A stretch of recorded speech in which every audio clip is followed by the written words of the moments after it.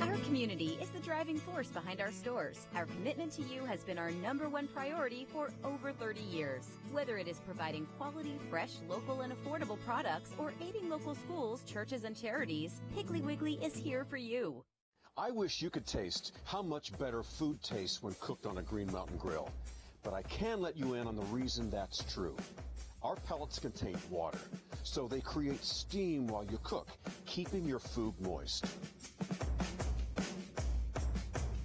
Does a gas or charcoal grill do that? I think not.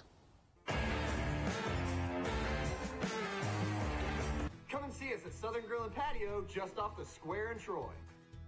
Troy Cable Security Wi-Fi doorbell camera allows you to answer the door from your smartphone when you are at home, at work, or on the go. When a visitor presses the button, Troy Cable Security sends a live video feed to your smartphone, so you can see, hear, and speak to the person at your door. With the doorbell camera, you can have your porch light turn on automatically when it detects motion at night to create the appearance that someone is at home. You can view video clips so you can always know who stopped by when you are out. Troy Cable Security. You love them, protect them. Right here, right now, it's the Premier Super Truck Sale. 1,500, 2,500, 3,500, and even a 4,500. Ram, Ford, Chevy, GMC. Over 55 trucks. Super Truck Sale price. Save up to $10,000 on select models. Nobody beats a Premier deal. Nobody.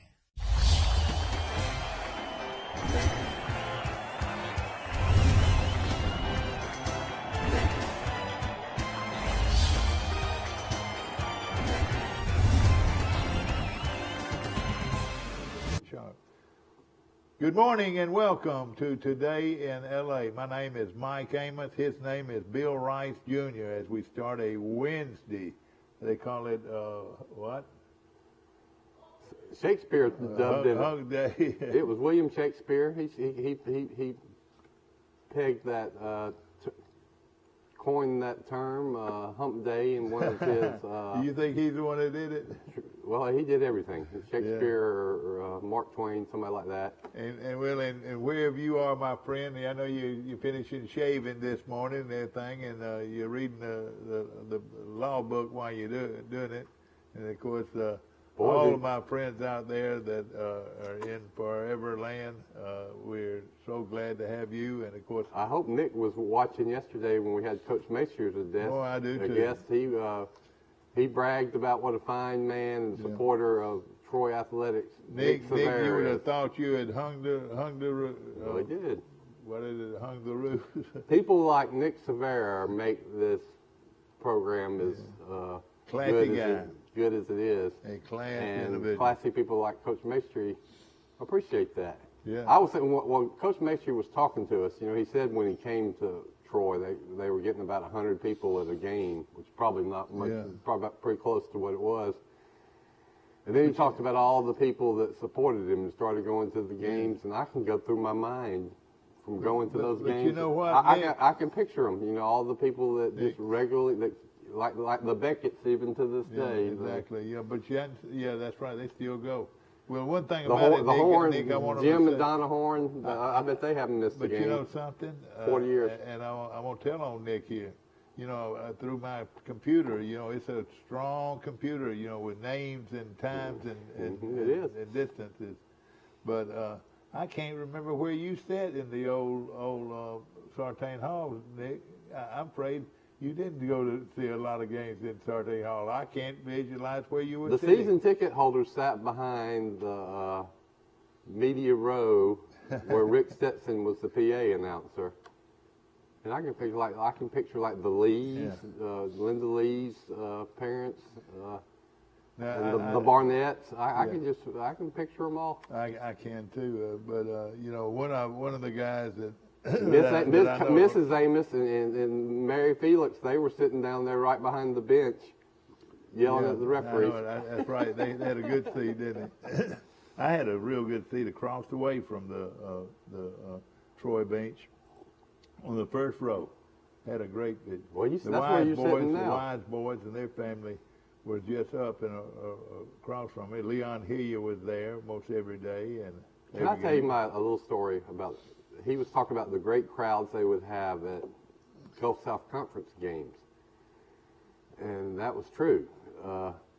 one time when I was sports editor at the Troy Messenger, I kind of conned Tom Enzi to letting me do the halftime shoot for the money, where you got to hit a layup, free throw, three-pointer, and half-court shot, and you can win some money and some Pepsi. And I said, I'll write a big column promoting it, this promotion, but if you'll let me shoot it, be one of the people, they pick somebody from the audience and me. And he said, all right. So, Mike, they let me do it. I hadn't played much basketball for about 2 years, and immediately I said, gulp, I'm going to have to go out there in front of all those people and shoot basketballs. After I bragged that it would be a piece of cake, these would be layups. So I went out there and I did my little 35-second shooting thing, and there were about 2,500 people in that Sartain Hall. I said, oh. Yeah. The rest of that story is one of my great athletic feats of all. I almost hit all of them. I got 2 shots that I made it all the way to the half-court shot, missed my first half-court shot, rebounded it. Mike, I still had time on the clock. And so I ran back and shot one right when the buzzer went off. I don't know if they would have allowed it or not. I think I got it off just in time. That ball went in and out. In and out, yes, sir. Mr. Law, who spent a lot of time playing dominoes down at the courthouse. Yeah. And he was the brother of. That was Ken Law's dad. That's right. And and he was a huge Archer fan and friend. And in fact, I would say he might have been Archer's best friend off the court. Great guy. Sure was, no question about it. And we have so many memories in our brain that I like going out and talking about it. You reckon how many people, different people from all walks of life, have sat down in that chair at Raymond's? You reckon? Gosh, a cross section, who's who of Pike County. Exactly right. But there were so many loyal Archer fans that would come to the games back then in the old Sartain Hall. I went for 1 year when we moved to Troy. I did go to some of the Coach Bazilli games, and they had some good teams and some good wins. Oh boy, it really did. Had some. But I remember you would go. I was 11 or 12 years old, and the reason you would go, one reason you would go, was after the game, they just let all the kids go out on the court, and we'd have all these great pickup games. I would head out to the court to greet the players and all that, from where I sat. By the time the players were shaking hands, there would be 25, 30 kids on the court playing basketball all around them. Of course, this weekend we honor that team that won 258 games, and we honor them at the Trojan Arena after 30 years. They're coming back this weekend. And as Coach Mason told us, it's more than just that team. Oh, yeah. They're trying to get all the teams, players that played for Coach Mason to come back. You're exactly right. Some great teams. It's going to be really fun to see all of those guys. And thank you to Troy University Athletics for organizing this. Well, it's going to be a great weekend, and of course, we were going to do it earlier, but we ran into some scheduling difficulties, and now we've got it here this weekend, and some of the all-time great players, like Bryce said, are going to be here. It's going to be just a great weekend for people that knew and loved Don Maestri and that 1992 team that scored more than anybody in the country. Something I mentioned yesterday, and nobody's jumped on it yet. Troy, as a Division I-A team, has the most three-pointers in a game. 28. Still to this day, that's Coach Maestri told us after that Troy was Division II. Let's see. Yeah, go ahead. Guten Morgen. Morning. What do you? Woo Pig Suey. Woo Pig Suey. They beat Alabama, didn't they? Beat Auburn. They beat Auburn. They beat Auburn. Was it on TV last night? on at 6 o'clock. It went late because it went to overtime. Yeah, all right. Tell us what happened. Well, I mean, Arkansas' great player, J.C. Note, scored about 30 points, and Kessler fouled out. I want to say right before the end of the game. And when it went to overtime, basically a free throw contest, as always. Arkansas made theirs, and Auburn's great player, Javar Davis, just made 2 big threes to keep them in it. Arkansas fouled their way to win, and next thing you know, the biggest crowd in Arkansas history at Bud Walton Arena, 20,400 fans rushed the court. 20,400 fans rushed the court. Point of pride for Auburn that when you get beat, they storm the court. And another thing about it too. Well, they were number one. They'd only lost one game, and they were undefeated. Exactly. Well, I thought they had a good chance of running the table in the SEC. You're right, ladies and gentlemen. The Auburn Tigers have been beaten by the Arkansas Razorbacks, and now they better start looking straight ahead. Of course, people know now that they can be beat, and look out for all the Auburn opponents that'll be knocking on their door the rest of this season. And right now, Mike, I would think that they'll drop out of the top team in the country, wouldn't you say? Probably so. I would think so. But I mean, they got a chance to be number one again before the season's over. That's where you want to be number one. Oh, yeah, exactly. And in fact, sometimes it might relieve the pressure. Well, Auburn's had some close calls lately. I mean, they struggled to beat Missouri on the road. It's tough to win on the road. Then they struggled and found a way to beat Georgia. And then they almost pulled off another close one in Arkansas, but couldn't do it. You know, talking about Coach Maestri, that's who we were talking about before you got on the show, Michael.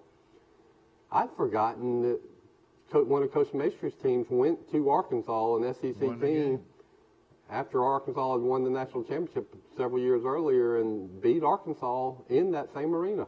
Yeah. Bud Walden. It's called the Bud Walden arena. Maestri beat Auburn and Arkansas at Troy. And had some other close calls that he was talking about. You know, you always remember the losses, and he was talking about several that they had a chance to win and just couldn't do it.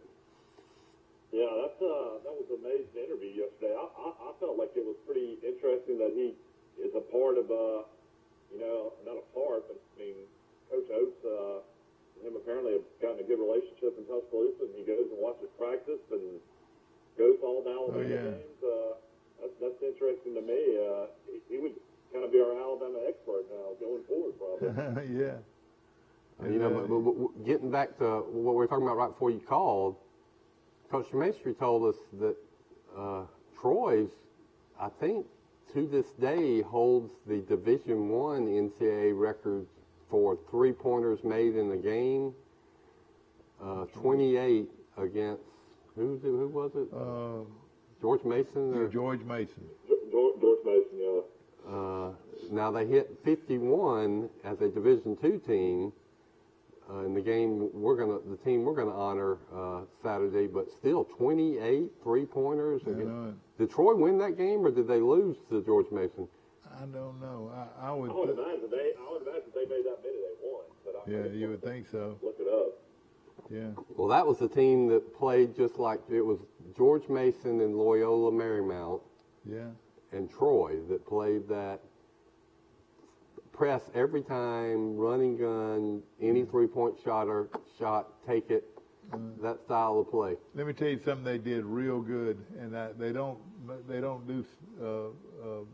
give you many statistics on this. Is guarding the inbound pass. Troy would so many times. How many times, Michael, back in those days, did you see another team have to give up the ball because they couldn't get it in court? When Troy would take off, it was when they would start getting steals on that press. And they'd give up some easy buckets, but then they could wreak havoc on the other team too. you know, the great John Wooden teams, they were known for the full court press, and I remember watching them play. It was a lot of fun to watch them play, but they just ran the court so well, and that was what Maestri was trying to do at Troy was, just pressure them all over the court and keep them from getting the ball inbounds. And you know, he made another good point. Is that all those great teams, they all had great point guards.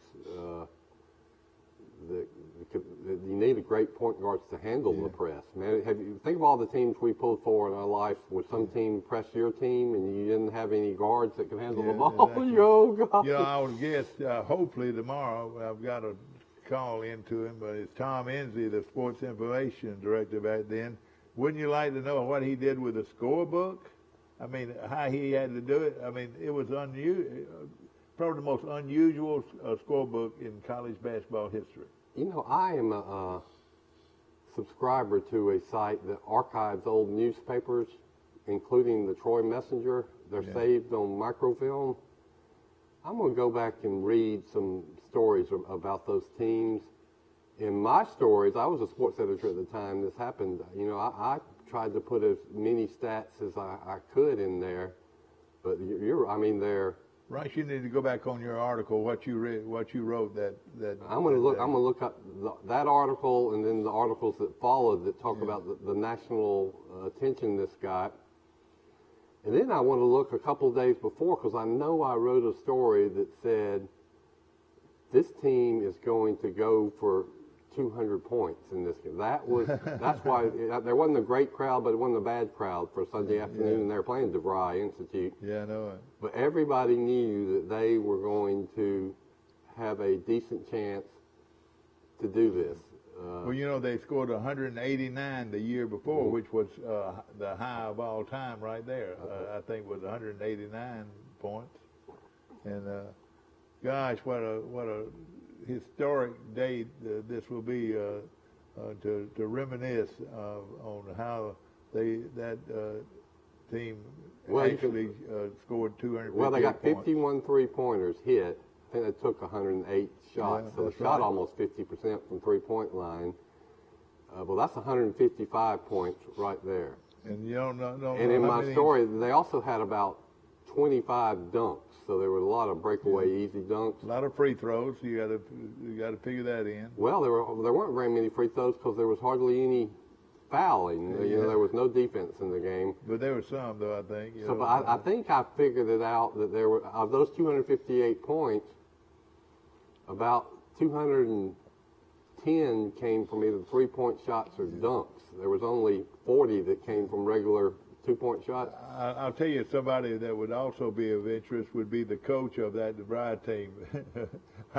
how he gave up, how his team was able to give up 258 points. Well, Coach Maestri said that was the key to the operation, was finding a team that would play the same style as you, because you cannot do it unless the other team is also shooting fast. Exactly. And I tell you what, Maestri's still sharp as ever. I mean, you would never realize you're talking to a guy that's 75 years old. I know it. And it's classy. As classy as... Maestri's older than you, Dad. That's crazy. I know it. You know, he mentioned that how tough it was to win in the Gulf South Conference. And there are two coaches he went against dozens of times, both named Bill Jones, ironically enough. And both of them had the same kind of background. One from North Alabama, one from Jackson State. But he said, he pointed out that they were both in the Alabama Sports Hall of Fame.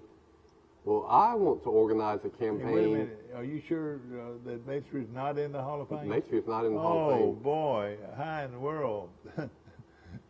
he deserves to be in the Alabama High School the Alabama Sports High School Sports Hall of Fame, yeah. He definitely does, and so we need to do that. And then we talked about some people we keep adding people that need to go in the Troy Sports Hall of Fame, which I'm sure will happen, like Carl Hollis, which he needs to be in there. No question about it. There's a lot of good ones left, and I'm going to write one of these days very soon. I'm going to write a list of people that are very much eligible, and rightfully so, to be in the Troy Sports Hall of Fame. Dad, you've got the selection committee for the Hollywood Sports Hall all Yeah, that was a great. For over 10 years, I was a member of that. Well, let's see if you can name everybody with the Troy connection that is in the Alabama Sports Hall of Fame. I can probably almost do it. All right, do it. I'll try. Let's see. Chase Riddle, Mm-hmm. Larry Blakeney. Right. Wait a minute now. Let's see. Troy connection. Bobby Marlowe. Bobby posthumously. Yep. Sim Bird. Sim Bird, yes, definitely Sim Bird. Is Billy Atkins in there? Billy Atkins. And there's a few more with Troy connections. And is DeMarcus Ware in there yet? I don't believe he's in there yet, but we'll be in there soon, I'm sure. Chan Gailey's in there. Yeah, Chan Gailey. Chan Gailey's in there? Mike, are you sure about that? I'm not sure about Coach Gailey. He went not too long ago. I didn't realize that Chan Gailey was in it. I would have been there. Yeah. Yeah, you didn't do it. I didn't go? There's a lot of things I found out that I didn't do. I remember asking, and a lot of his former players went. Yeah, Do you want to hear the Alabama Sports Hall of Fame basketball inductees? Yeah. A guy named Joel Lee. Joel Lee, the basketball coach at Auburn. Gene Bartow. Bartow of the UAB. I was no fan, but he deserves to be in there. Some guy named Lindy Hood. Who? Lindy Hood, yeah. Lindsey who? Lindy Hood. Never heard of him. He played at Alabama. Lindsey Hood? The great Wimp Sanderson. Oh, yeah, we know all about Wimp. C.M. Newton. CMU, former Alabama head coach, basketball. Well, what did I do? I just lost my list. Here, I'll have to find it. But are you naming every one of them, or just with Troy? There's been a lot of them. Well, I was just trying to name the coaches more than anything. Yeah. But it's one of those things where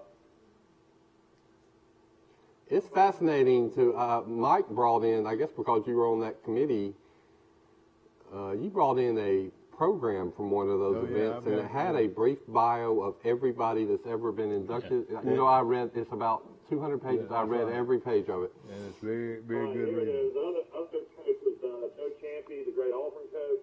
His daughter was an Alpha-Gal, my sister at Auburn. Friend of the show, Sonny Smith, was inducted. Bill Jones of North Alabama was inducted. Hey, let me stop you there. You know who Bill Jones' grandson is? The great Alabama offensive lineman Barrett Jones. That's right. What? Barrett Jones, that was won all the lineman awards and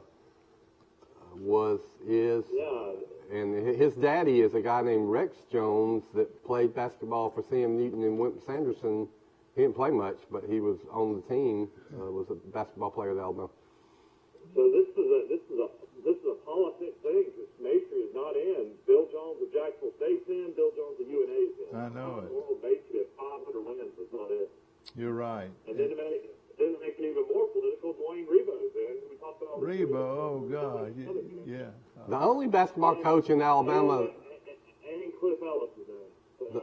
You know, Troy itself, the athletic department and the Troy family should put it together to put him in there. You know.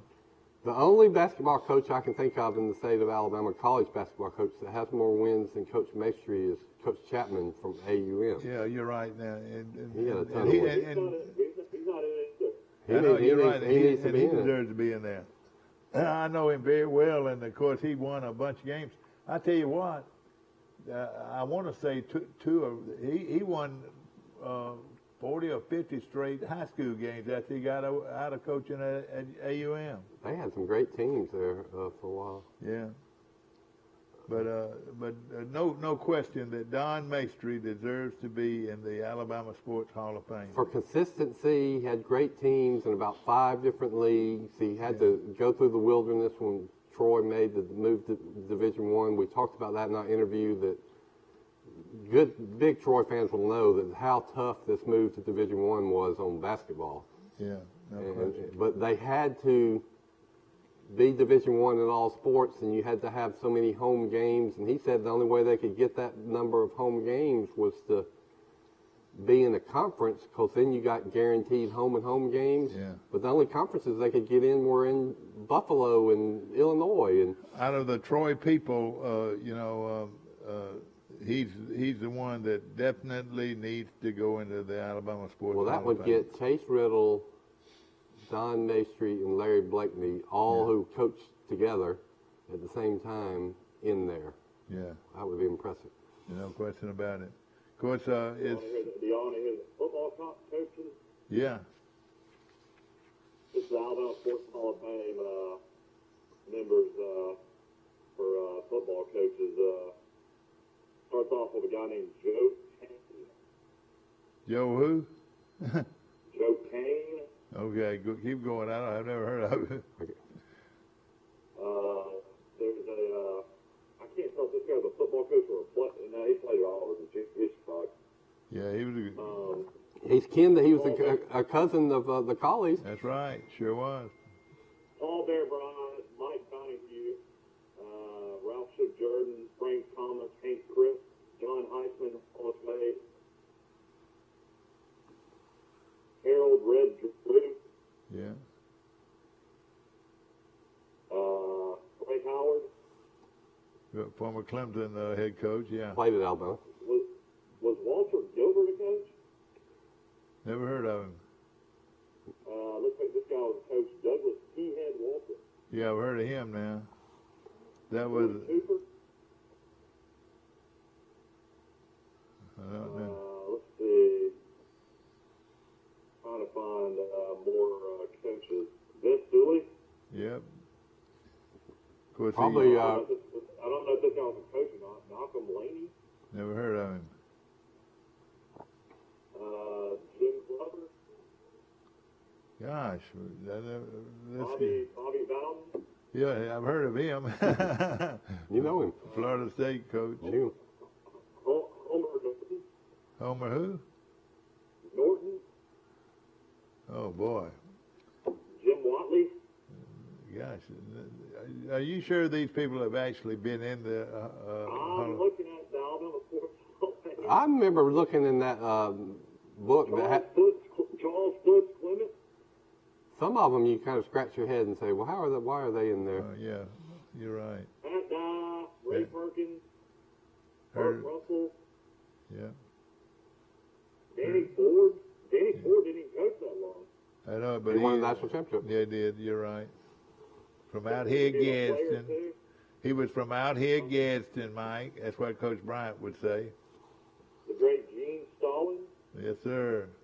Maybe, something about Gene Stallings. He might not be getting his worth. I mean, no finer man has ever walked the halls of the University of Alabama than Gene Stallings. You're talking about a class fella that lived his Bobby life. Wallace, Billy Atkins. Billy Atkins was 2005. I was at Yeah. that. Bobby Wallace won 3 national championships at North Alabama. That's what he did. That's all he did. Can you believe that? Yeah. Andrews, Larry Blakeney. Larry, Of course, Coach Blakeney. Ronnie Baines. yeah, Bill- former Bill- SEC Bill official. Bill Oliver. The great defensive coach at Auburn and Bill Alabama. Oliver was a teammate of my dad's. I bet you there were about 6 guys, 6 or 7 that were players or coaches Yeah. with my dad. They're now in the Alabama Sports Hall of Fame. A guy named Nick Saban. Red Cochran. David Cutcliffe. Ken Donahue. Ken Donahue's in as a defense coordinator. Yeah, he's a great. Hey, I agree with that one. Yeah, the great Chan Gailey, 2018. He went in. Chan Gailey, I'm sorry, Chan, I missed that event. Former Dallas Cowboys head coach, former Buffalo Bills head coach, former Georgia Tech head coach, former Troy Trojan head coach, former Stanford head coach, former Birmingham Fire head coach. God, he's been there and done that, hasn't he? And a great individual. Another man that walks. I think he was like He was the backup quarterback at Florida. Yeah, that's right. He sure was. And then later years, Sambo Sweeney, Bill Burgess, some coach, Bud Moore. Yeah, he was on my dad's staff. Who was that? Bud Moore. And then Woody McCorvey. And Woody McCorvey had gone into the. Now, how can Woody McCorvey be in the Alabama Sports Hall? He's assistant coach at Alabama for several years, and DeMarcus Ware went in 2021 with one of my favorite players all time at Alabama, the great George Teague. George Teague, oh yeah. Jeff Davis High School, George Teague. Yeah, that's right. He went in early. How in the world is Scott Mason not in the Alabama Sports Hall of Fame? We need to get make some phone calls today. We know Scott Myers. We know Gene Holman. We know the people we need to know. We know Edgar Weldon. Well, here's what we need to do. We need to get Coach Maestri in the Alabama Sports Hall of Fame. We need to get that gymnasium at Charles Henderson Middle School named for Whitey Whitman. We need to get Carl Hollis and Kelvin Simmons in the Troy Sports Hall of Fame. That's 4 things we need to do. Yeah. Of course, a lot of great players that have already gone through the. I'll tell you what, the Alabama Sports Hall of Fame has got to be one of the most impressive state Hall of Fames of them all. I mean, there are icons and legends of the sports world that are in the Alabama Sports Hall. Now, some of them, people that you would never expect, like Carl Lewis and the famous girl soccer player, Mia Hamm, I think, are in there. You know, they were born in Alabama and lived in Alabama for about a year, and that got them in. I mean, there's people, Willie Mays, Paul Bryant, Jesse Owens, Joe Lewis. I mean, these are just not just sports figures. They're the iconic sports figures of America. Of course, Willie Mays. You know who's got to go in, though, too, because he coached the Alabama Hustle and who's Troy's all-time leader in wins, is Bobby Peterson's got to go in. Yeah, you're right. He needs to go in. Hank Aaron, when did Hank Aaron go in? No telling. He's probably one of the first classes, I would imagine. Did Billy Bruton go in? I don't even know who that is. He played for the Milwaukee Braves. Well, let's look at Don Hudson is considered the best receiver in football, except maybe Jerry Rice. He's in. Paul Bryant's either the first or second coach of all time. Jesse Owens is, I would say, the most famous sprinter of all time. I wonder if Dennis Holman. Steve Sloan's in, but I mean, would he be in as a coach or a player? Steve who? Steve Sloan. Steve Sloan. Oh, Sloan. Oh, Both? yeah. He was Athletic director too. You're right. I wonder if he'd gone in, and I would. No, he has gone in. I'm just saying, do you think he went as a player or a coach? Probably as a coach, and well-known sports guy. But you don't hear from him anymore. You used to hear from him all the time. He was athletic director at Alabama when they brought in Bill Curry, and then he went out when Curry went out. Rice, you're a great journalist. Here's the journalist that went into the Alabama Sports Hall of Fame, somebody named Mel Allen. Oh, yeah. He's pretty big. You ever heard of this guy, Zip Newman? Yep. 1982, Benny Marshall. Yes, sir. That's Philip Marshall's father, late father. And I would think that this next go around. 1998, Dad impersonates him every day on the show.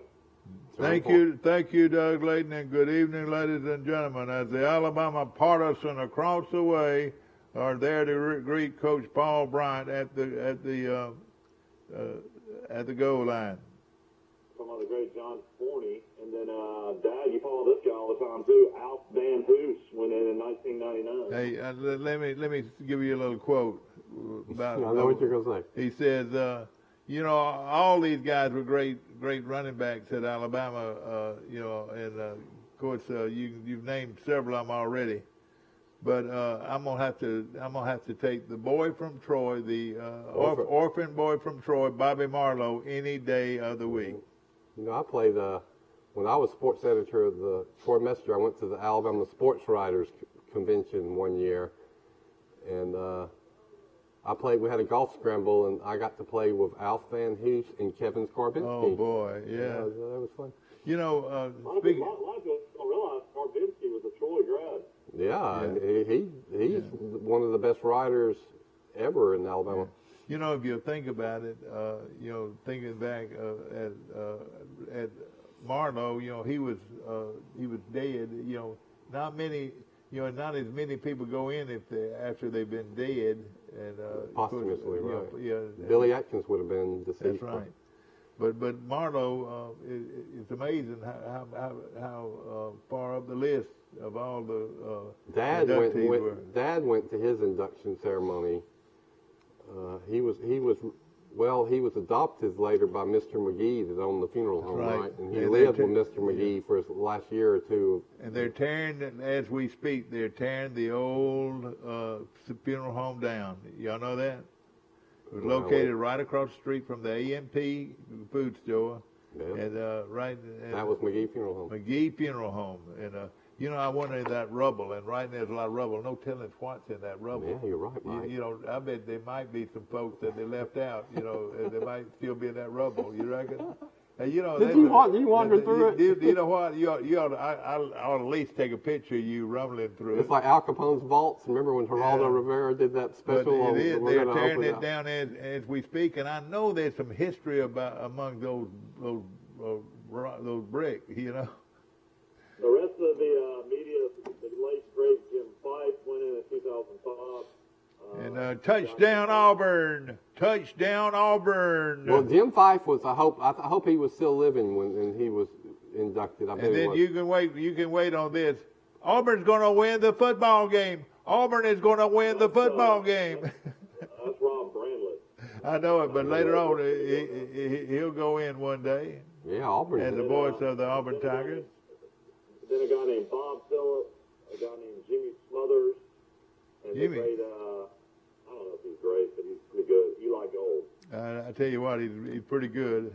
He's a nice guy, but I wish he would give you the down and distance and where the ball is and how much to play games. And you know, and he's as Yankee as you could get. You know, calling the Alabama games. So I think Troy lists that need to go in the Alabama Sports Hall of Fame. Mabry is 100%, no doubt. Yeah, I know it. 500 wins. Bobby Pierce, for what he did at Alabama, Huntsville, and at Troy. And as a player at Alabama, yeah. And a player at Alabama, yeah, with Dave Madigan and all those great teams. And then, I mean, you got to put like OCU and York too. He's in the Giants ring in Hall of Honor. I mean, won 2 Super Bowls. He's unbelievable. He came out of Auburn High School. Yeah, OC definitely needs to be in there. You're right. And what do you think about my other guy, my good friend? You know, the Alabama defensive lineman. Cornelius Griffin? Cornelius Griffin, yes, sir. You could make a strong case for him. Sure would. He'll be in there one day. You definitely can make a case out of some of the names that are in there. Yeah. It's all politics, it looks like, on a lot of this stuff. Oh, yeah. Man, I have... in the Birmingham Mike would know, and I have talked to people that have tried to get people they love and care about in there, and there's definite politics. Well, I'll tell you this, my good friend, and he is my very good friend, the mayor of Andalusia, Alabama, calls a lot of shots in that Sports Hall of Fame. Well, he can get Don Mistry in. Yes, sir. Yes, sir. Let's he knows all about Don Mistry. Yes, sir. I mean, I think you got to get Don Mistry in is Wimp. I mean, Wimp. He coached under Wimp, and Wimp knows how many games he won. Wimp's got to be high up on that selection committee. Yeah, that's right. Probably Kevin Skarbinski would be a good person to talk to. He has encyclopedic knowledge about Alabama sports and loves basketball, and he's a Troy graduate. He wrote some glowing stories about that 258-point game. Yeah. We're going to take a short break. We're on Today in L.A. right after this.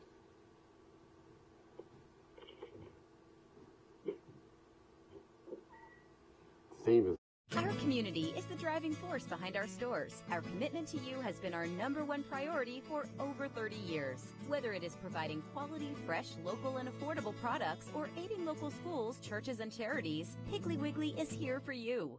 I wish you could taste how much better food tastes when cooked on a Green Mountain Grill. but I can let you in on the reason that's true. Our pellets contain water, so they create steam while you cook, keeping your food moist. Does a gas or charcoal grill do that? I think not. Come and see us at Southern Grill and Patio just off the square in Troy.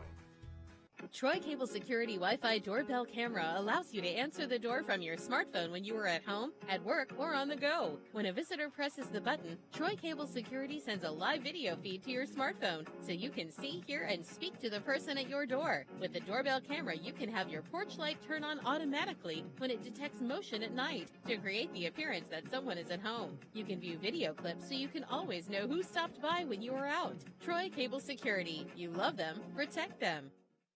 Life is hectic enough without worrying if your lights will stay on or if there's hot water for your child's bath. So count on natural gas to keep the energy flowing, even when the weather is unpredictable. Natural gas is always there to keep your home warm, showers hot, and food cooked to perfection. That's why America has relied on safe and affordable natural gas for more than 150 years. And we will be here for you and future generations too. You can count on natural gas from Southeast Alabama Gas District. Right here, right now. It's the Premier Super Truck Sale. 1,500, 2,500, 3,500, and even a 4,500. Ram, Ford, Chevy, GMC. Over 55 trucks. Super Truck Sale price. Save up to $10,000 on select models. Nobody beats a Premier deal. Nobody. Coaching break.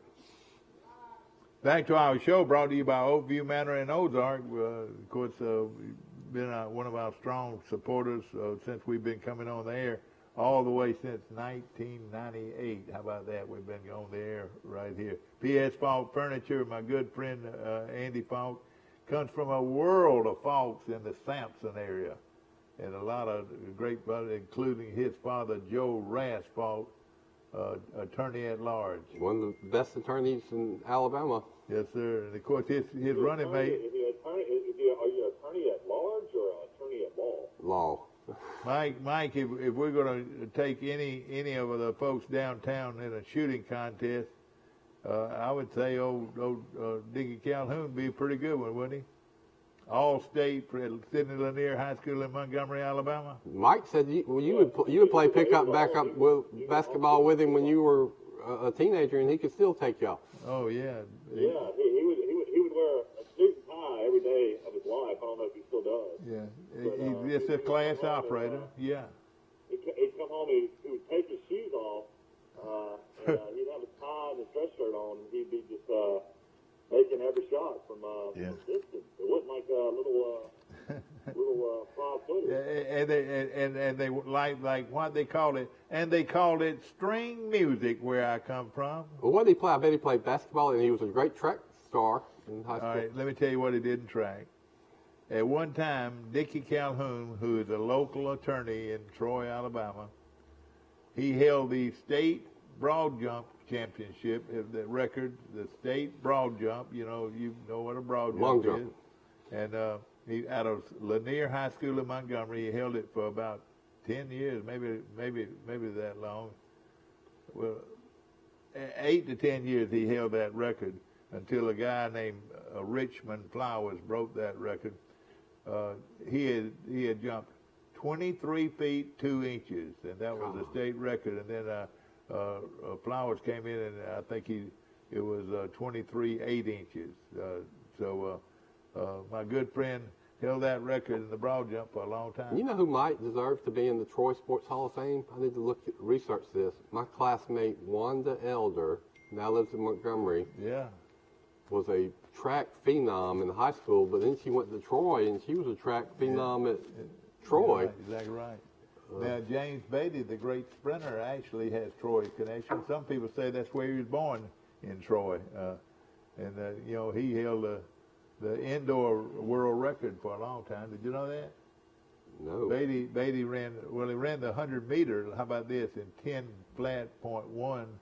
That's right at 999, which is the mark that you'll see most everywhere under his name. But he held the indoor record, not for a long time, but at one time he held the indoor world record. I had some accomplished people. I've got a great question this morning. Has anybody watched the Winter Olympics? No, and have not cared to, Mike. I watched about 40 seconds of the luge just to say I did.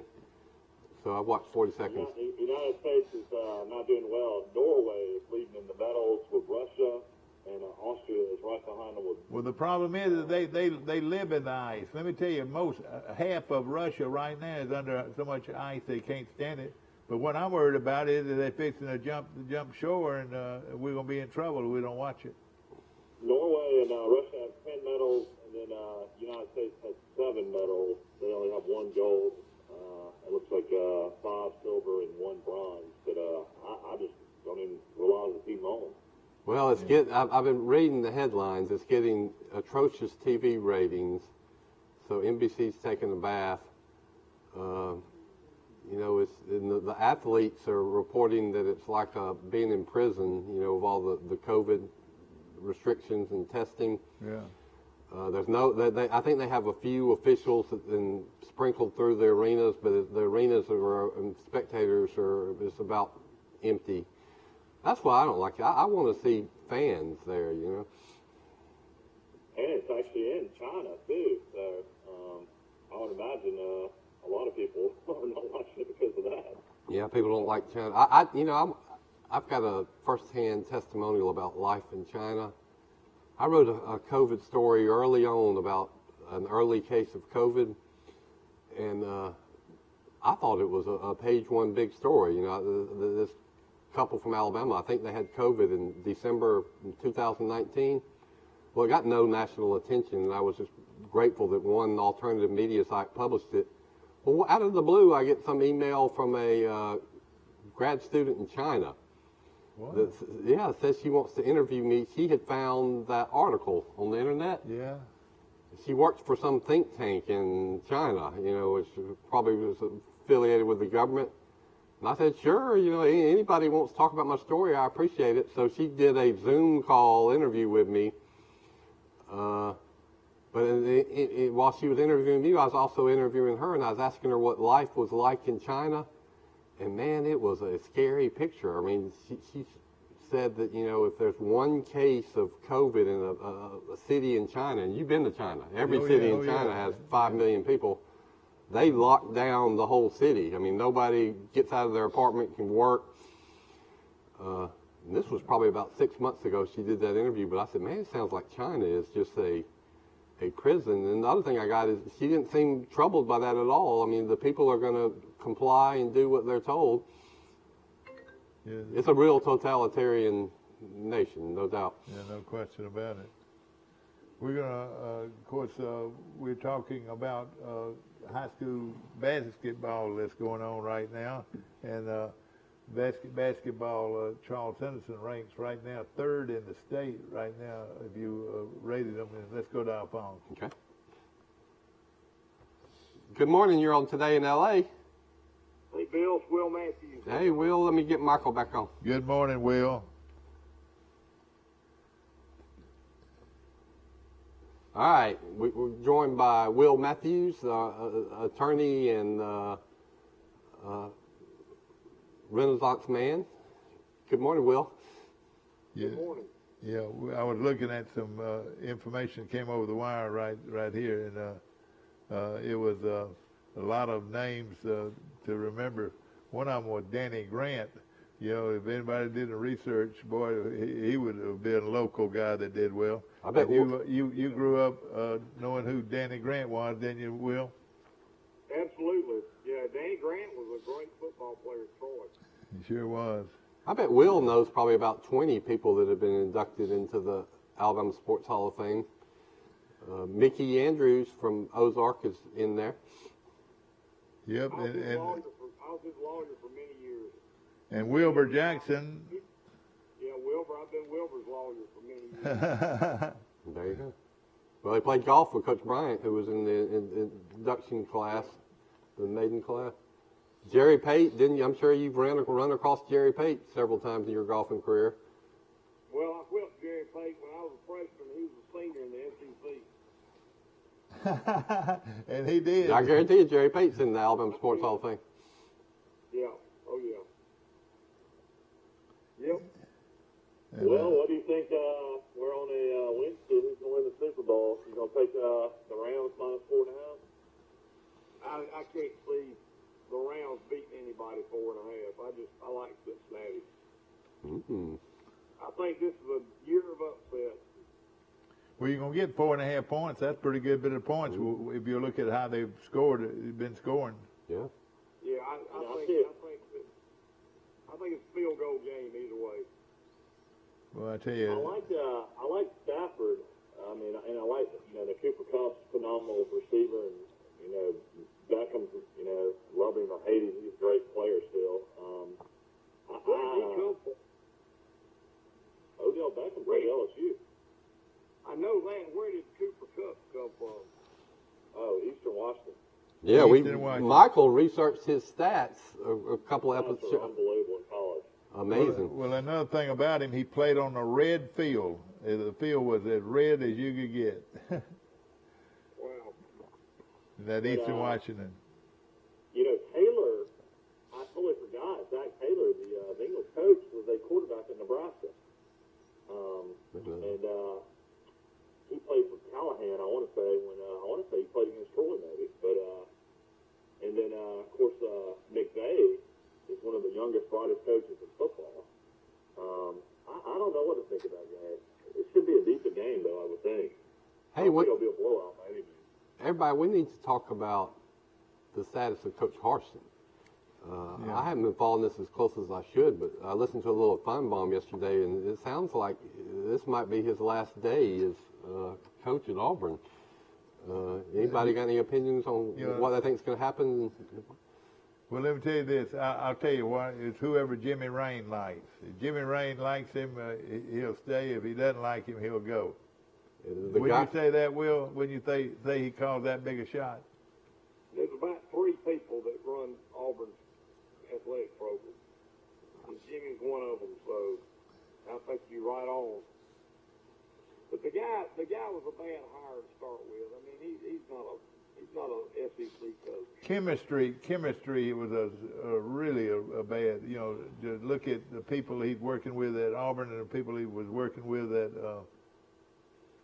Boise. Well, see, he tried to bring in his own staff from Boise. And I don't think Auburn let him do it. Maybe I mean, it seemed like they wanted more guys with SEC ties. They had to bring in Bobo. He brought in Mason. He brought in some other guys.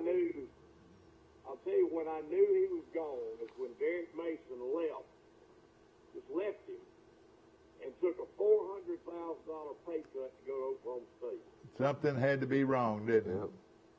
You don't do that. I mean, What about the offense coordinator he just hired a month earlier from the Seahawks that left?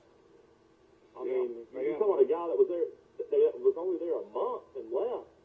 I mean, after firing Bobo, he hires another guy, and the other guy is already gone too. Well, this is. And then how many people right in the middle of a game almost? He fired the receivers coach, and he had Troy ties all over. An hour after the game, it seems like. Well, Zach Etheridge from Troy, that we're all proud of, is the defensive back coach. If Gene Harsin is gone, Zach's job might be in jeopardy. Yeah, you're right. Who do you go get? Well, on Feinbaum yesterday, some guy, according to Feinbaum, from Auburn said that there was 100% chance that Auburn is going to hire Hugh Freeze from Liberty. Bill, I would say it's 1,000% chance. Well, I mean, Hugh Freeze is making $4 million at Liberty, isn't he? He'll make the problem is that you'd be on the hook with Harsin. You'd have to pay him. You're still probably paying off Malzahn. I don't know. Freeze does make the more of a choice, in my opinion, because he is making less money at Liberty. You could probably get him for $5 million. But Hugh Freeze has all this baggage, man. I know I'm hearing the same thing y'all are hearing, but I mean, he had these people thinking that he was cheating and recruiting, and then he had that terrible, bizarre call girl scandal. Oh gosh! But that's I what don't it know was. about that yet. Yeah. But all that was true. don't know if they would ever hire him, but they always loved him at Auburn when he was there as defense coordinator, but he's never been a great head coach as Muschamp. I don't know if you bring him over from Georgia. Well, everybody also mentions Kevin Steele. Not everybody. Some people are mentioning that said he was close to being hired when they hired Harsin. I'll take a chicken biscuit, Will. Yeah, Will. Tell everybody they're on Facebook, Will, and across the nation, across the world. I mean, wouldn't you give Bill Clark a chance? Yeah. Oh boy, that would be the move. I think that would be a slam dunk at Auburn. I tell you what, he's had some great success. I at keep UAB. bringing his name up every coaching job that comes open, and I just keep getting ignored and ignored. I don't know what it is. And I will tell you, He's had the same defense coordinator and offense coordinator for the last 7 or 8 years too. I mean, all his coaches have stayed with him. you know, Troy could have got him very easily when they hired their guy, and I tell you, he is one of these people that you mention his name and hey, look at it, at what he's done. You know, it's impeccable. I mean, winning at UAB when everybody they had before was losing 80% of their games and they have no fan support, and now they've suddenly got some fan support. He's won everywhere he's been. I don't get it either. Yeah, I think Clark probably wanted the job when Neil Brown got the job, and then when Neil left for West Virginia, I would imagine Clark probably would have stayed at UAB instead of coming when Chip Lindsey got the job. And one of the Bright names out there, a lot of you local people will remember his name is Bryant Vincent, and he's the offensive coordinator, and has also proven to be very good. And I know this, he spent 5 years right here at Charlton. Hugh Fountain, disciple, great guy. You know that Hugh Fountain offense that he put in is what everybody's doing now. I know it. Yeah, they're ahead of their time. You know, they were way ahead of their time. Who was it? Right. Kevin Stevens, was he the quarterback of that team? And then little Will Jones was one of the wide receivers. Yeah, that's right. Will Jones was a good one. I tell you. Yeah, he caught a ton of passes. Very good receiver. When I saw that they were going to do this, I had to admit I was a little skeptical that high school teams can't throw the ball around like this. Yeah. Well, boy, was I wrong. That's right. No question about it. My buddy just sent me a text. He said Urban Meyer was at the Waffle House in Auburn. You got to repeat that. What did you say? I couldn't understand you. I said my buddy just sent me a text. He said Urban Meyer was at the Waffle House in Auburn. Boy, wouldn't that be big news? Ladies and gentlemen, the reason I'm laughing so hard is that was where Malzahn hung out after the game. He couldn't wait to get to the well, if I was Jimmy Rain, I would be making a call to Urban Meyer's agent for sure. You're right. You're talking about instant exposure. I mean, immediate exposure. He'll get it. He would really get it. Everybody's eye would be on Auburn if he was the coach. I bet they reach out to him. And then his son-in-law, is a well-known name in Troy. In fact, he named his son Troy. And his dad, Steve Dennis, used to work in Auburn's athletic department. And Troy's athletic director too, and everything. He used to live in Auburn too, Corey did. Yeah, that's right, sure did.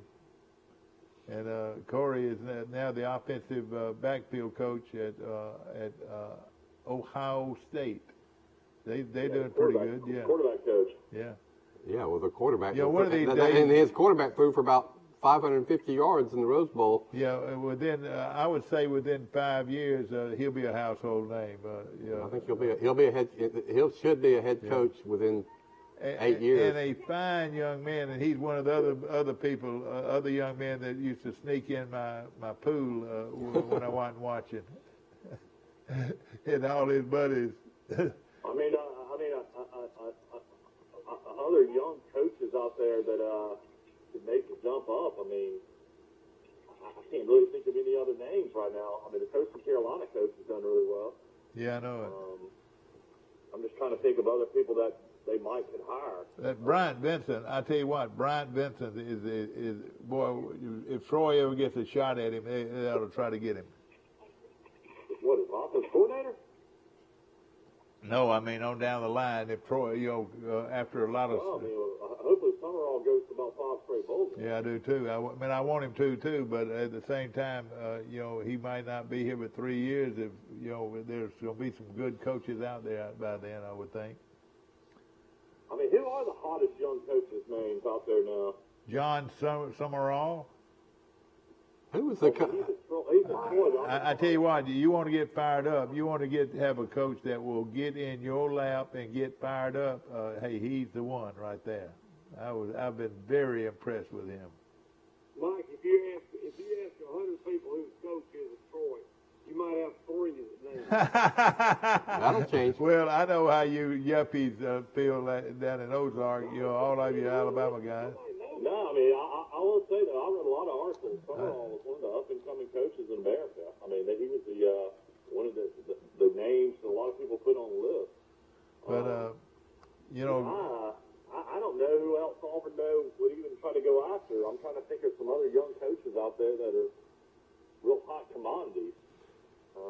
What I'm going back to what you said, Michael, is how can they keep paying off all these huge coaching contracts? You mentioned Malzahn. I think they paid most of him, bought him off, but they're also paying these assistant coaches had 1 or 2 year contracts that they got to keep paying too. I think it all boils back down to the billionaire, to the multi-billionaire guy that loves Auburn with every grain and salt in him. Is Jimmy Rain, and Jimmy Rain, he'll when they finally stop these guys from up and leaving after they've been coaching at Auburn for 2 or 3 years, Jimmy Rain is going to step in and say, you hire him, I'm out. He's got some leverage, yeah. Yeah, he'll have a lot of leverage. I would think anybody that's a billionaire would be. Mike, yeah. About this. If you're a billionaire, you got $1,000 million. Yeah. That's what a billion is, 1,000 million. So what's 20 out of 1,000? I know it. You're right. You're right. It's nothing. I know it. That's what I was thinking. And I don't know exactly, Jimmy, I don't know exactly how much money you raised, but I mean that you are worth, but I know it's a lot. But we're proud of who you are and what you've done for these schools in Alabama. You know who one of his key lieutenants is in his business is Sandra Huggins Lee. That was a classmate of me. Oh, really? Yeah. You remember Huggins Real Estate? Yeah. That's Sandy. She goes by Sandy now, but she works for Mr. Rain. She does. I was calling him Mr. Rain too. What about Bill Tigers down in Destin? Well, yeah. About who now? Or Bill Tigers. Oh, go.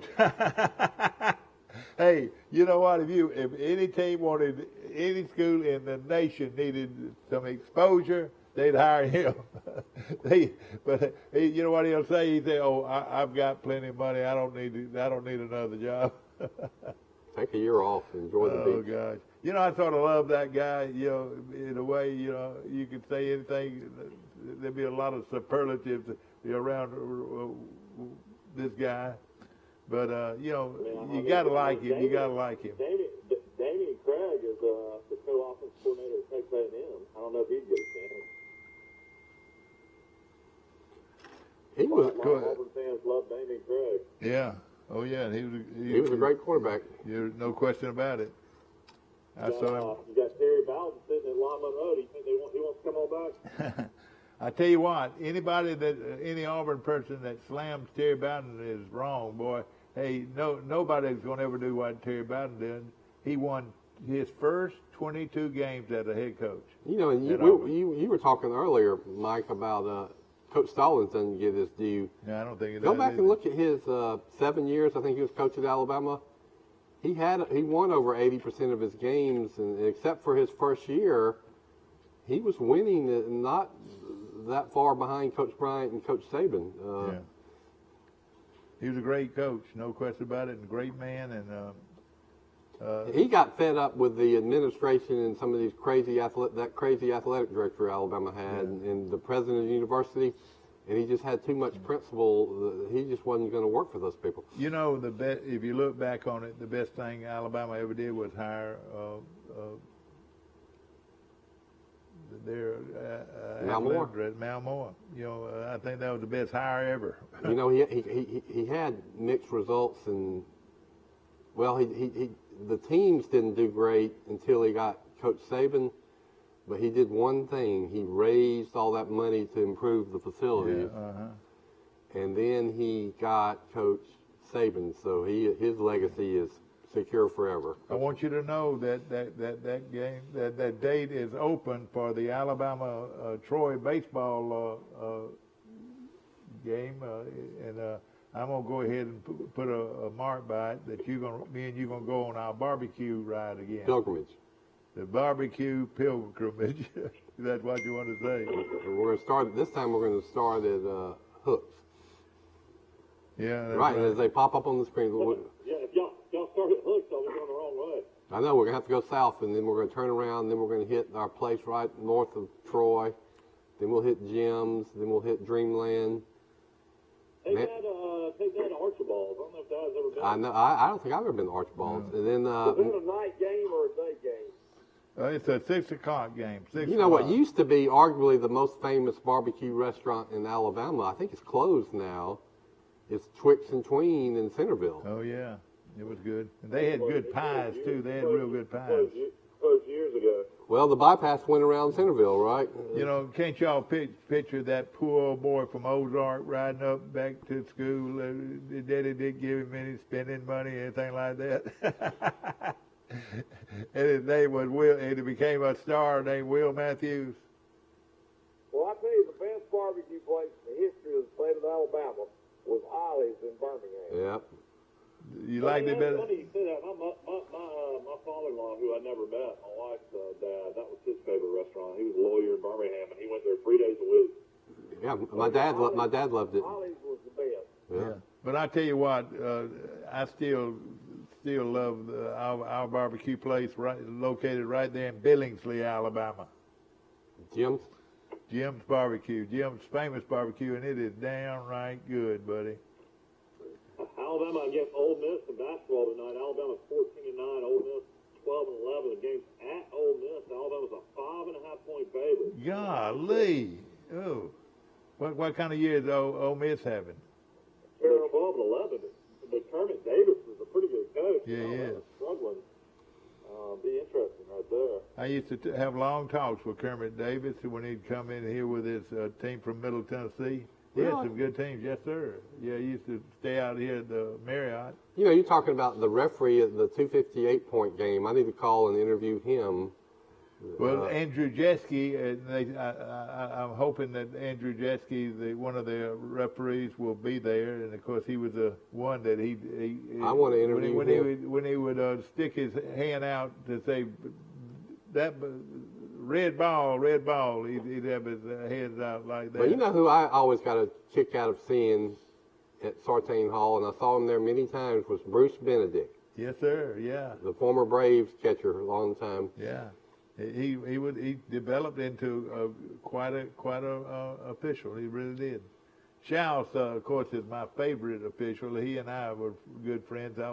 In fact, people laugh when I say this, that the first game, a college game that Schaus ever worked was Southern Union in Wadley, Alabama, and I was the other official there to do the game. And, Schaus, we went over different things that we were going to do, or different setups, and, he looked and listened to everything I said. How many junior colleges in Alabama play basketball, would you estimate? Oh, I don't know. I know most of them have baseball teams, but some of them don't have basketball teams. Well, there's Andalusia. I don't think has a basketball team anymore. I know Enterprise does, and then of course also in Dothan the Wallace has one. I can't. I don't know if Wallace has got basketball anymore. They might. I don't know either. Will. There's a junior college in Tuscaloosa that a kid from Pike County's at that we haven't forgotten about you, young man. That he was a dominating player in high school, so I'm interested to see if he ends up in the SEC. Yeah. Yeah, Chris Lowe from ESPN, one of their top writers, was on Greg McElroy's show out of Birmingham, and Cole Cubelik, the former Auburn player, and Chris Lowe said the top candidates to replace Parsons would be Hugh Freeze, number one, Kevin Steele, number two, Mike Gundy, the Oklahoma State coach, Baylor's offensive coordinator, Jeff Grimes, who used to be the offensive line coach at Auburn, and then Lane Kiffin is an outside chance at Ole Miss. But do you think they're gonna make a change, Michael? This is huge news. I mean, Chris Lowe is ESPN's one of the top college football writers. They're already talking about who Auburn's future football coach is going to be. It would be stunning at this point if they didn't. No. They're going to do it. It's a done deal. The lawyers are talking about how much money he's going to get. I was wondering about what is his buyout. I think is like 14, at least 14 million. It might be 18 million. Yeah, boy, oh boy, man, oh man. This is a lot of big news ahead of us, and we'll just have to see. We're going to take a short break. We'll be right back. Buying or selling, Carol Amos at the Alabama Real Estate Commission. Our community is the driving force behind our stores. Our commitment to you has been our #1 priority for over 30 years. Whether it is providing quality, fresh, local, and affordable products or aiding local schools, churches, and charities, Piggly Wiggly is here for you. I wish you could taste how much better food tastes when cooked on a Green Mountain grill. But I can let you in on the reason that's true. Our pellets contain water, so they create steam while you cook, keeping your food moist. Does a gas or charcoal grill do that? I think not. Come and see us at Southern Grill and Patio, just off the square in Troy. Troy Cable Security Wi-Fi doorbell camera allows you to answer the door from your smartphone when you are at home, at work, or on the go. When a visitor presses the button, Troy Cable Security sends a live video feed to your smartphone so you can see, hear, and speak to the person at your door. With the doorbell camera, you can have your porch light turn on automatically when it detects motion at night to create the appearance that someone is at home. You can view video clips so you can always know who stopped by when you are out. Troy Cable Security. You love them, protect them. Life is hectic enough without worrying if your lights will stay on or if there's hot water for your child's bath. So count on natural gas to keep the energy flowing, even when the weather is unpredictable. Natural gas is always there to keep your home warm, showers hot, and food cooked to perfection. That's why America has relied on safe and affordable natural gas for more than 150 years. And we will be here for you and future generations too. You can count on natural gas from Southeast Alabama Gas District. Right here, right now. It's the Premier Super Truck Sale. 1,500, 2,500, 3,500, and even a 4,500. Ram, Ford, Chevy, GMC. Over 55 trucks. Super Truck Sale price. Save up to $10,000 on select models. Nobody beats a Premier deal. Nobody. The Dodge, Chrysler, Jeep, and Ram trucks right here in Troy, Alabama on the bypass, and Jason and all the great folks there have got an unbelievable line of cars and trucks to choose from right here in Troy. Wiley Sanders Truck Lines, Troy, Alabama. I wonder how bad Nick Brown would love to get out of West Virginia. I guarantee you he would walk to Auburn if he could get that job. No question about it. You're right. I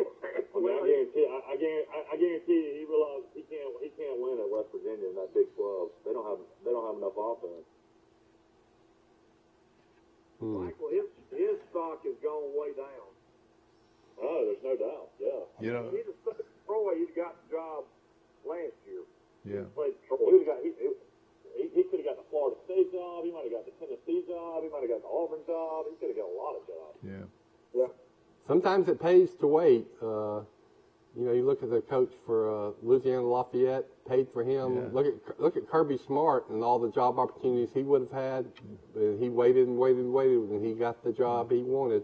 You know, I've always wondered why our guy took the Florida job over I wonder was he offered the LSU job. No, and some people in LSU don't like that. They think they should have offered because he is as loyal a Cajun as you're going to get, you know? Missouri had like a top 8 recruiting class this year, maybe 7 or 6, and some recruiting sites. And Eli Drinkerwich, their coach, did Auburn. That's a guy that would probably come back to Auburn. They must like him. You're right. What's his last name? Drinkerwich? Yeah, he was the head coach at App State, and now he's been in Missouri the last 2 years. They've been to bowl games the first 2 years. Sometimes these recruiting rankings are used to take heat off of you.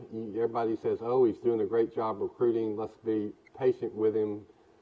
I remember Mike Dubose, he was always in trouble, it seemed like, but he had these alleged great recruiting classes. Well, as it turns out, those alleged great recruiting classes were not really that great, but it was the fact that he was supposedly doing a great job recruiting that helped him. I've always heard of just great things of Dubose as a coach. I mean, he could really coach the game. He's a defensive line coach, probably. A defensive line coach. And who coached all those great ones that were there at one time at Alabama? Pat Dye was a great one. I know, but did Dubose coach those guys? He had a couple of stints. In 92, did he coach those guys? I don't know. The Bows might have been on the staff when he coached Copeland and Murray. Yeah, that's what I was thinking about. He did a good job with them, didn't he?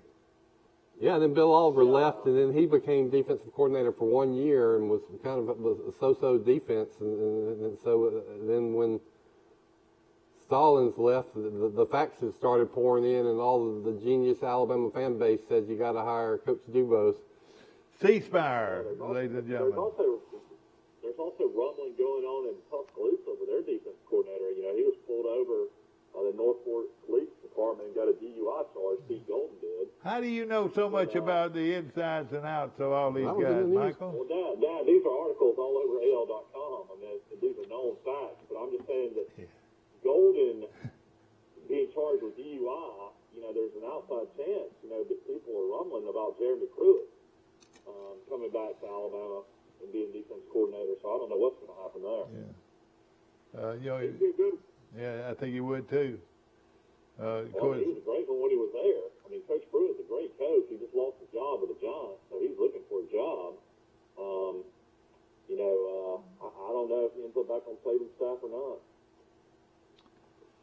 Of course, we appreciate all of our sponsors this morning. Roadmark is one of those sponsors, and of course, also I want to mention the Will Matthews with the Matthews Law Firm right here in Ozark, and Troy, and surrounding areas, and we appreciate. Hey, speaking of Ozark, I've been doing a lot of binge watching. That's why I don't watch the NFL or the Winter Olympics.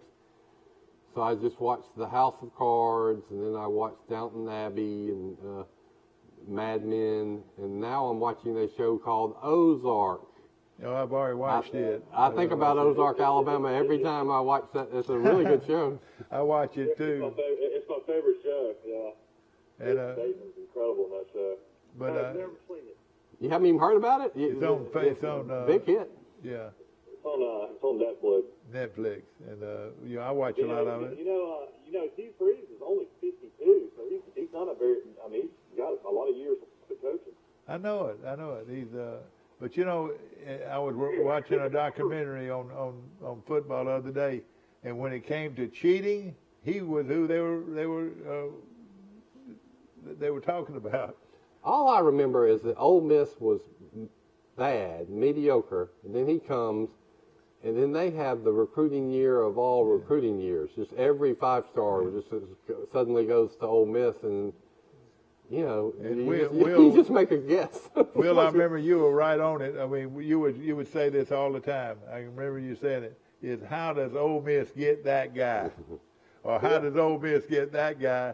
And because over Alabama's sitting over there, and they're getting players. Don't you know Saban had a lot to do with him getting in trouble? Matt Powell was against him more than anybody. Yeah. Yeah. He was the. Some people know this. He was the high school coach of the offensive lineman that the movie The Blind Side was based on. Yeah, that guy. Michael Orr. He coached Michael Orr in Memphis. Yeah, that's right. In the middle of the practice, Michael Orr's mom went out there and led practice because she didn't like the way he was coaching me. You think that really happened in real life? Yeah. My wife would go out on the middle of the field and That's right. called dramatic license. Yeah, exactly. Of course, remember this weekend we've got the class of 1992 will be with us, and they were the team that won, that scored 258 points in one basketball game, and those guys are going to be here. Still for the record. Still, years. nobody has come close to getting to that record. It might stand for forever. We'll, when you look at it on the outside, and of course you're not what they call an inside Troy product, but but you watch sports as much as anybody. What did you think about that happening at Troy back in 1992? I thought it was a joke.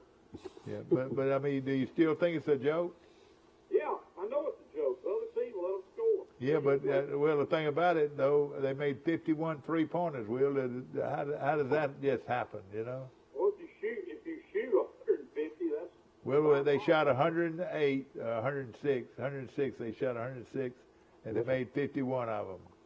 And if nobody's even putting a hand in their face, I mean, that's not that big. Yeah. Well, I don't know. It's still a lot of 3-pointers. That was one of the viewpoints, and I take Mike's position that if you can score 258 points against Air or against the Girl Scouts, I would be tickled about. The other team scored what? 141. 147, I think, or it could have been 141. It was in the 140s, and that was quite a feat right there. You know, something else that we mentioned earlier, that Troy still holds the record for the most 3-pointers in a game, 28. In Division I. In Division I, yeah. And that record is held for about 10 or 15 years. Yeah, your high school coach, Will, was one of my favorite coaches, and I keep up with him. I'd like to know his opinion. I wish he'd call in tomorrow or so on our show and talk to him. Coach, he remembers a lot of those things. Yeah, and he's probably watching today. Yeah, that's right, and he watches Troy a lot too in basketball, and right now they're playing real good. They're 18 and what, Mike? 18 and 7. Is that it? 16 and 7. 16 and 7. So what's their? We got about 7 minutes left on the show. Will Brian Hartson be the coach tomorrow morning when we do the show? No. Oh boy, that's awfully scary for Will Matthews to say that. When is the SEC coaches meeting? I don't know. Tomorrow or today? Oh, so they're already meeting. I'll tell you what, they better hire a coach in a hurry because spring training is just around the corner. I mean, how are you going to come in and do the advertisement out there is going to be bold as it can be. Go to Auburn, and you've got a good chance of getting an early buyout. Oh boy!